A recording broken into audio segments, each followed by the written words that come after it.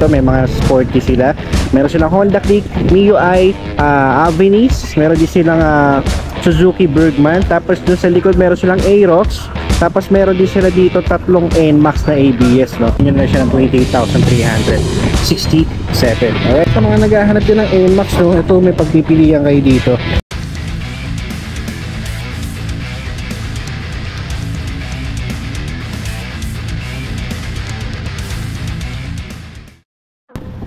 What's up mga boss? Welcome kayo sa panibago kong repo update.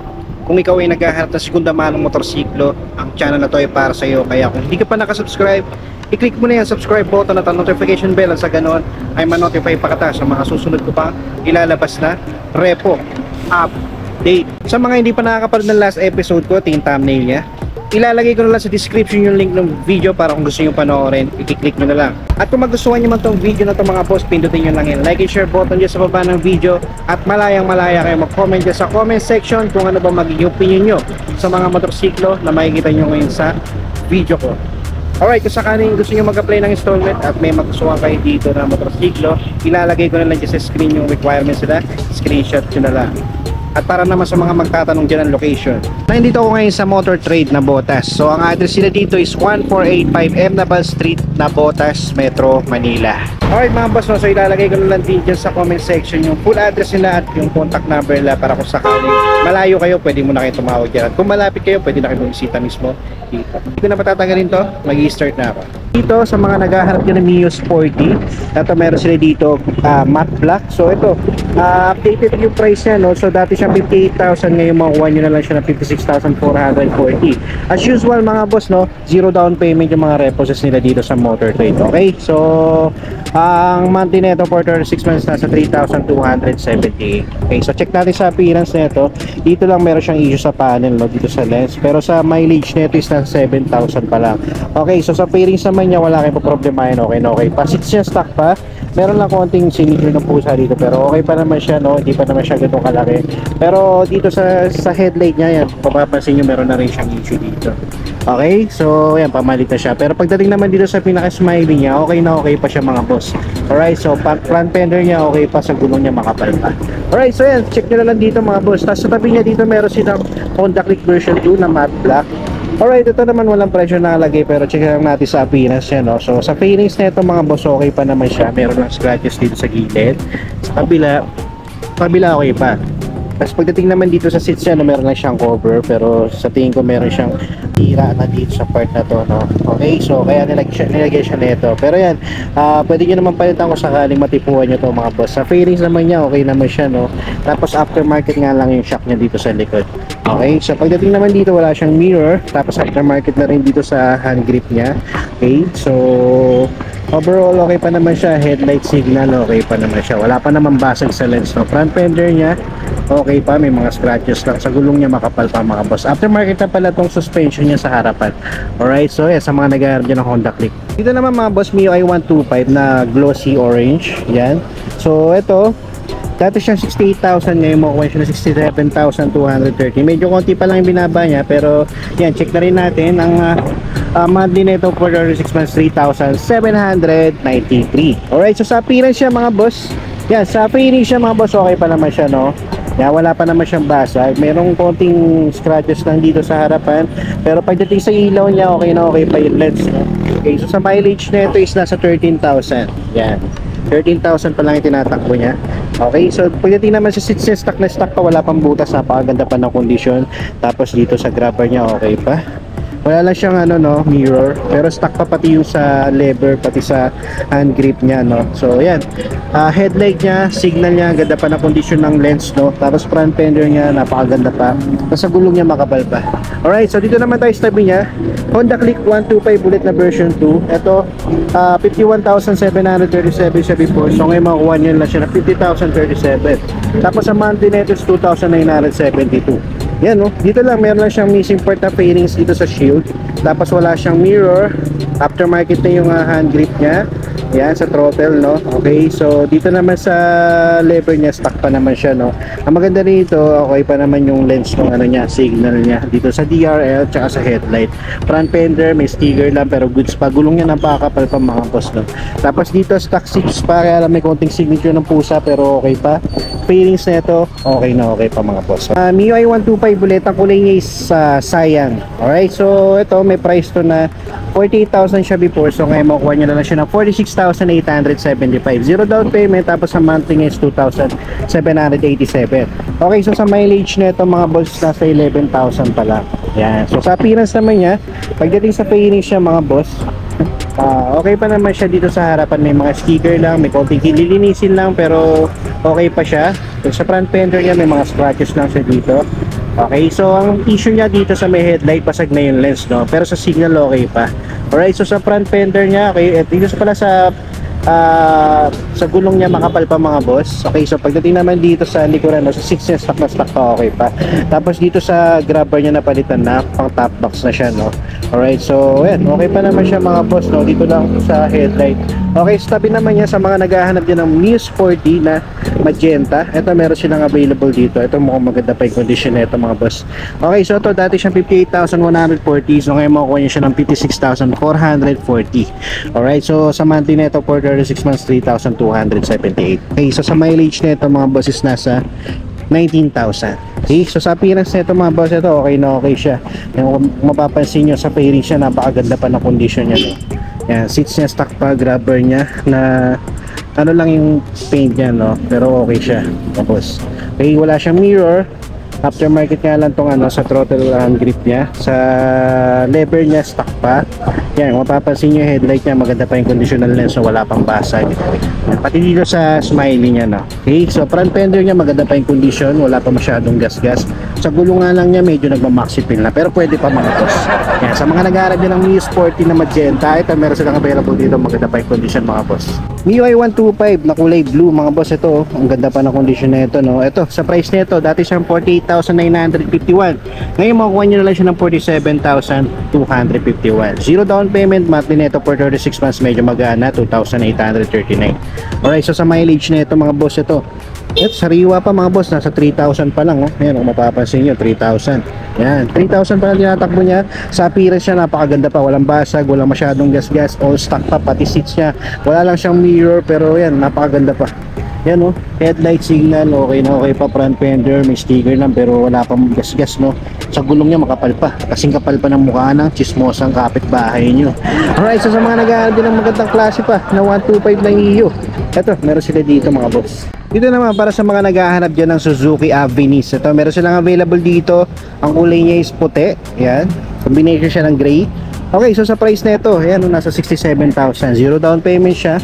Tapos sa monthly nito is 3,745. Sa mileage niya mga boss, hindi natin makikita kasi digital panel tong ganito. Ayan, naka-digital siya.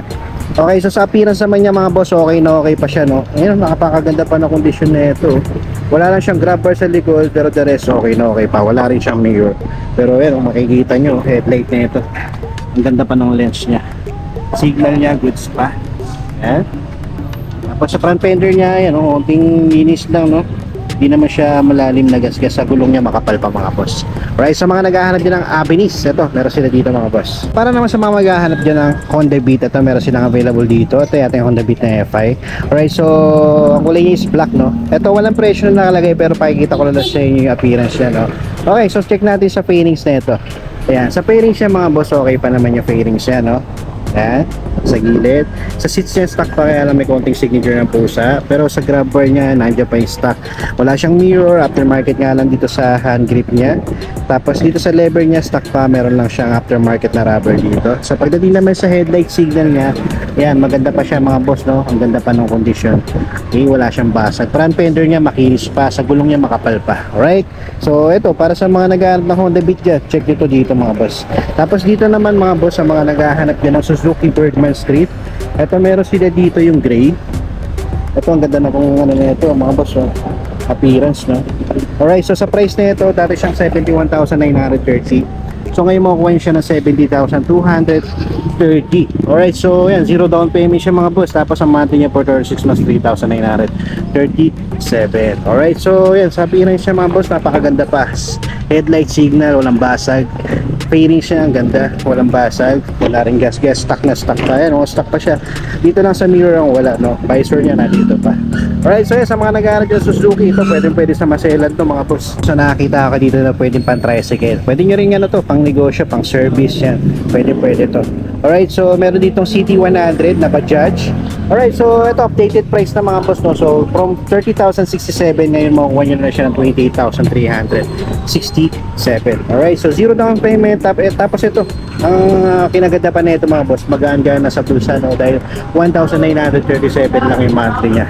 Ayan, so sa auto nito mga boss, yan, ang auto niya is nasa 10,000 pa lang. Yan, medyo sariwa pa mga boss, 10,000 pa lang yung tinatakbo niya. Pero sa appearance niya, yung mapapansin nyo, yan, meron lang siyang konting missing part dito. Pero the rest, okay pa naman siya, no? Sa seats niya, wala pang butas. Okay, sa mirror, wala na. Pero stock pa yung sa hand grip niya, pati sa lever. Tapos dito sa headlight niya, buo pa yung lens, pati signal, maganda pa yung condition niya mga boss. Front fender, sa gulong niya, medyo nagmamaxi pin na. Alright, so yan, sa mga nag-aaral dyan, pwede pang tricycle, pwede pang service, pwede pang negosyo. Ito, meron sila dito CT100 sa halagang 28,000. Hanap ulit dyan sa Suzuki Bergman Street. Ito meron sila dito, ito naman gray yung kulay niya. Alright, so ito updated price na is nasa 51,000 from 53,668. Yan, medyo bumaba na siya, no, pero konti lang naman. Yan, 51,968 na siya. Tapos ang ganda niya, zero down payment siya. Tapos sa monthly niya for 36 months, 3,064. Alright, so sa appearance naman ito mga boss, pagdating sa finish niya, okay pa naman siya mga boss, no. Yan, wala pa naman siyang basag. Dito lang sa front fender siya nagkaroon ng issue, no. Yan, may basag pala siya dito sa front fender. Pero yan, magdidepende naman sa inyo mga boss, no. Pero yan, meron siyang additional auxiliary light na aftermarket na. Tapos ang ganda dito, yung headlight niya wala pang basag, pati sa signal.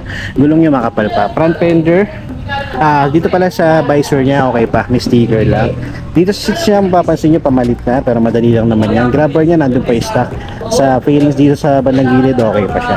Dito mga boss, nakakita ulit ako dito ng Honda Click 125 na version 2. Ito, wala siyang price na nakalagay, no, pero sa appearance siya, all goods pa mga boss. Yan, no. Okay, so kung magustuhan nyo man ito mga boss, pwede kayong bumisita mismo dito sa branch nila. Kung malayo kayo, pwede kayo tumawag dyan sa number na nasa comment section. Alright, so yan, check na lang natin, no. Yan, okay, kung mapapansin nyo sa fairing siya mga boss, okay pa siya, wala pa naman siyang basag. Yan, napakakinis pa, no. Seats niya aftermarket na, pero okay pa, wala pa siyang butas. Wala siyang mirror, pero yan, sa mileage niya, di na ito makikita kasi digital panel to. Yan, pero pagdating dito sa headlight niya, signal niya, DRL, okay na, okay pa yung lens. Front fender niya, okay pa, sa gulungan lang niya, medyo nagmamaxipin. Ay, nagmamaxipin na talaga siya. Manipis na mga boss. Alright, so yun lang naman mga boss, no? Pero the rest, okay na, okay pa siya. Nakita lang ako dito ng Aerox. Yan, sa mga nag-aambi ng Mio Aerox. Okay, so check na lang natin ito mga boss. So ito, dati siyang 113,600. So ngayon makukuha niya na siya ng 111,300. So ang gandaan dito, zero down payment siya kapag ginawa siya ng installment. Okay, so sa monthly na ito for 36 months, 5,913. Alright, so sa appearance na ito mga boss, dun lang meron siyang ano, no, konting issue or yan, magdedepende na sa inyo mga boss, no. Okay, so nakikita nyo naman mga boss dito sa part na to, ayan. Mukhang nabangga na siya, no, basag na yung part na to, no, sa harapan. Okay, so yan, depende na sa inyo mga boss. Pero dito naman, sa banda sa likod, okay pa naman siya. Dito lang talaga sa bandang harapan. Alright, so yan mga boss, sa mga nag-aadil ng Mio Aerox, pwede nyo check to mga boss kung trip nyo. Dito mga boss, para sa mga naghahanap dyan ng NMAX ABS version 2, ito meron sila dito mga boss, no? So mapapansin nyo, wala pa siyang presyo, pero papakita ko sa inyo yung appearance niya, no? Para magkaroon kayo ng idea sakaling ganito yung hinahanap nyo mga boss. Okay, so dito muna tayo. Okay, so itong kulay green, no? Green to. Oh, black din. Black din pala to mga boss. Yan, so check na lang din natin, no? Sa appearance niya mga boss, pagdating sa fairings, meron siyang missing part dito sa gilid. Okay. Yan, so dito sa grabber niya sa likod, aftermarket na siya, abang na siya para sa top box. Sa seats niya, pamalit na, mga boss, kung makikita nyo. Tapos sa mileage na ito mga boss, hindi natin makikita kasi naka-digital panel. Alright, so dito sa mirror niya, aftermarket na siya, pero maganda klase yung nilagay. So dito sa front, sa shield niya, kung mapapansin nyo, wala siyang visor. Okay, pero naka gold bolts siya mga boss.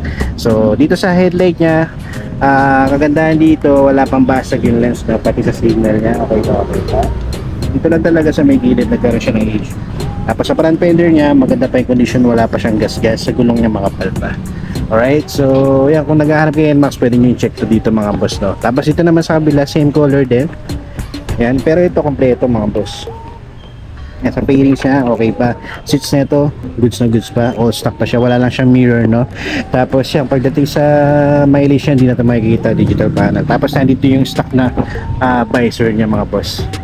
Yan, sa headlight niya, signal niya, okay pa. Front fender, okay pa. Sa gulong niya, okay pa naman mga boss.